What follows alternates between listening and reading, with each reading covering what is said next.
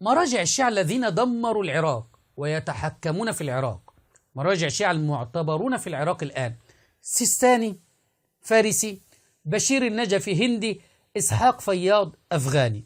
إسحاق فياض هذا مرجع كبير ويقلده الكثير في العراق. إسحاق فياض أراد أن يقرأ آية: عالم الغيب فلا يظهر على غيبه أحدا إلا من ارتضى من رسول.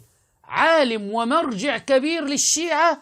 شاهدوا كيف قرأ هذه الآية: وخلاف النص قوله تعالى: لا يعلم الغيب إلا الله ومن ارتضى من رسوله. وخلاف النص قوله تعالى: لا يعلم الغيب إلا الله ومن ارتضى من رسوله. عالم الغيب فلا يظهر على غيبه أحدا إلا من ارتضى من رسول فإنه يسلك من بين يديه ومن خلفه رصدا.